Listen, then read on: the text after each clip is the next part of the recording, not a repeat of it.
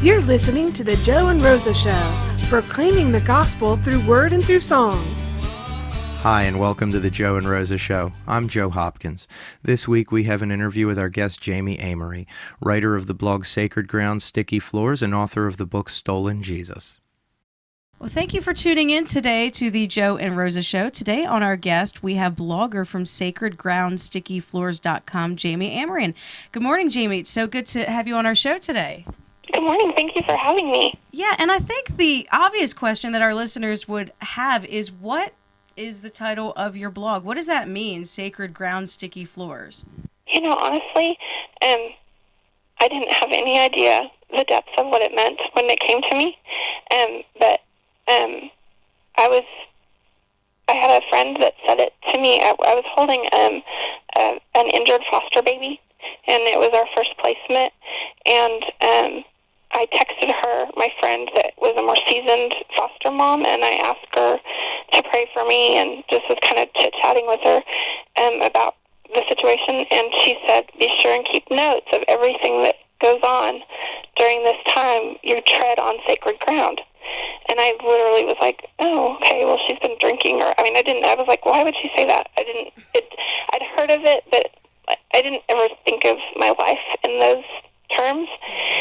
And then right after that, we had an epic apple juice spill where, we had to have, hazmat crews come in. It was a huge spill. And then later that night, I was holding the baby, and I was just sitting in the quiet, and I thought all of a sudden just popped into my head, Sacred Ground, Sticky Floors.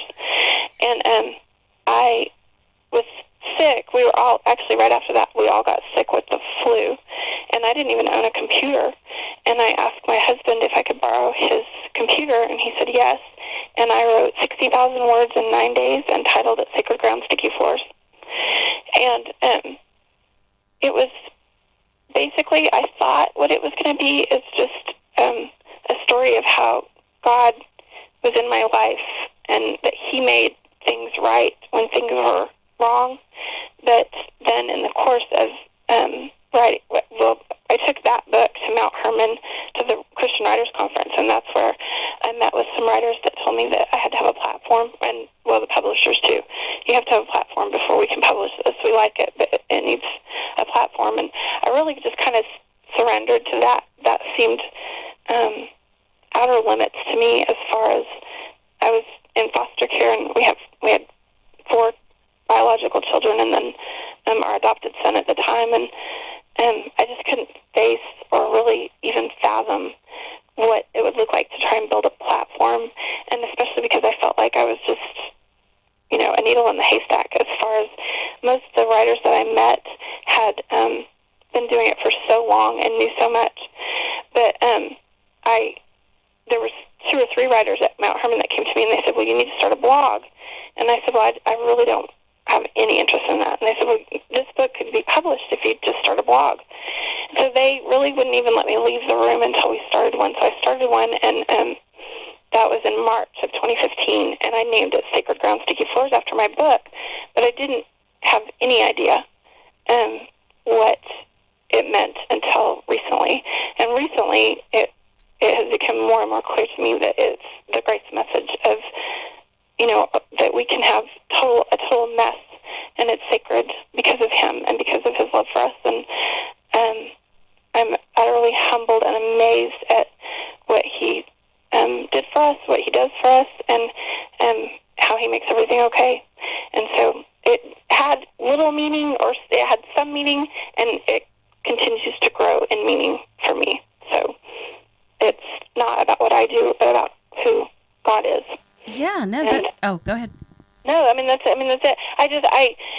That was my original book proposal also, was Sacred Ground, Sticky Floors. But in the course of writing that, because we are a foster family, and we had to, I have to be careful what I can write about to that extent. And so when I met with Harvest House about publishing, they had asked me, they had preferred to write my first book after my blog, because that's where a lot of my traffic comes from, is Sacred Ground, Sticky Floors. And I just humbly requested that we did Stolen Jesus first, because there's so much more to what I would like to say in Sacred Ground, Sticky Floors, that I can't say yet. And so I'm very honored to be with a house that was so generous in letting me do that.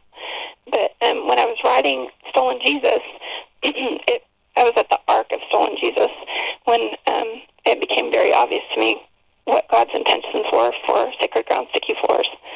And it's exciting. It's been exciting. Absolutely. And so to transition into that, your book, Stolen Jesus, why don't you tell our listening audience what that book is about?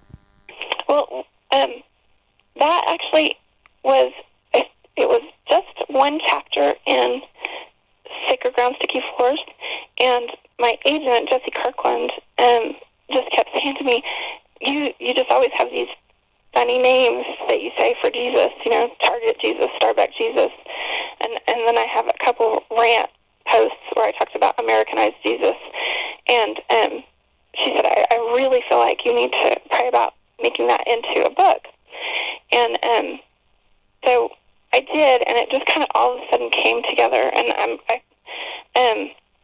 it's because I was actually the very first religious experience I had was in the Mormon church, and then and so that's like the first Jesus is the Mormon Jesus, and then I have fifth grade Jesus and high school Jesus, and it really is all of the ways that I morphed him into a really nasty character, and I got to the arc of the book and was so excited because it had just been flowing with stories, and it was snarky and funny, and I was just having a blast writing it. And I got to the arc right after the chapter Americanized Jesus, and I called my sister crying, and I just said I felt like the whole time I was reading this that I even had it on a piece of paper on my desk, set captives free, and I didn't know exactly what that meant, but I kept feeling like that's what I wanted to have happen with the book.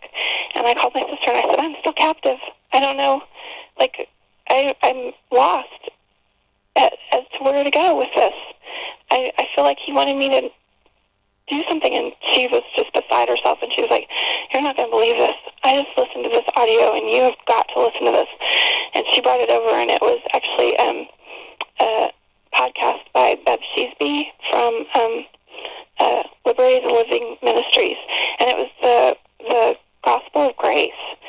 And people, I'm almost embarrassed to say this because I've been a Christian for as long as I can remember. I'd never heard it. I'd never heard that it was done. It was finished. And it was a matter of hours after I heard that podcast that I finished the book, Stolen Jesus, and just wept and was so overwhelmed at the freedom of being set free from thinking that it's up to me. It's Jesus plus nothing. And it continues to just be so eye-opening and amazing, and such a huge message that I feel very small to talk about and very unqualified to talk about. But at every turn, he just keeps revealing more and more truth. Yeah, absolutely. And being in the church and giving this message to the church is vital, even though it would seem that it's the very same message that is being preached from the pulpit, that somehow people are not living in freedom. And so it seems that that's a great part of your blog. A lot of the things that I read on there are about freedom from all sorts of different things. And so what do the different types of Jesus look like that you write about? Like what does Americanized Jesus look like? Well, Americanized Jesus is, I like to joke, and I've written about him before in one of my blog posts that I really kind of got my butt kicked over, which was a post called Stop Saying That You're Praying For Me Really Hard. And it's hard because sometimes when you put your whole stuff out in a blog, you can look like you're a complete monster or a jerk. But really my point is that the snippets that I put together even as a believer, but as a jaded or wounded believer, a walking wounded believer is what I called it, little snippets of things that people say or do that are so Americanized, and then they put them on Facebook. This is my perfect example of this, And so I talk about this in one of my blog posts, is that I got walked out of my car, and I'm sitting on the side of the curb with my littles, and it's hot, and I opened my Facebook feed, and one of my friends had just buried their son. But right underneath that, somebody was complaining about a blister while they were at Disney World, and would everybody please join in praying that she would be healed. And it's not that I don't think that we should absolutely go to Jesus with everything, but I think that sometimes as Christians, we're so accustomed to that Christian speak of, everybody on your knees, everybody pray for me, everybody, prayer warriors. And then we've added the element of social media to that, which is our Facebook Jesus. And you don't know who's seeing your news feed. My news feed was my friend who just buried her son, and then the friend with the blister at Disney World. That might not be the same feed as everybody else, but it could be. And so when we have wounded non-believers or wounded believers that see us speaking with such affluence and so openly, I feel like, especially for me, as we watch through different seasons of hurt and stuff, that those things are where we project onto a good and loving and just God these ridiculous characteristics that are just Americanized, So, I always joke, when I'm in line at Starbucks and I'm going to be late to Pilates, I totally will go, okay, Jesus, I'm going to be late for Pilates and I really need my latte. But I say that in my car, but that it's when we start putting that out there for everybody else to see that Americanized Jesus is the one that I think can hurt so many people that are suffering. And, I did have a point where I completely rejected Jesus. Like, I didn't want any more of it. And it was during a season of just really getting pummeled. My brother-in-law had just died, and then my mother-in-law died, and then I was very, very sick. And then our friend, one of my best friend's son-in-laws was in Africa, and he contracted Ebola. And I was just, it's Kent Rentley. He actually survived and was brought home, of course. But for me, I had built up this characteristics in Jesus that were like that he was doing these things, and that he was just this random, lottery kind of guy that picked and chose who got to be prosperous and who suffered and who, all of these things. And they were based on things that I saw in America. And so I ended up talking to another blogger. Her name's Katrina Ryder, and we were talking about that. And she had been a missionary in Guinea, and she said to me, I said to her, well, and I broke up with Jesus. And she said, oh, yeah, it's easier to break up with an Americanized Jesus. It's much, much harder to break up with the real Jesus. And she was right. She was right. It's not the same thing. And I think because we have so much, and I always really like to stress this. He's not surprised that I'm in America. He's not surprised that I live on a ranch in America with 2 cars and a big house, and he's not surprised by these things. These are the things that are in my life. It's not like, I think that there's no point in being guilty. Thank you for joining us this week on the Joe and Rosa Show.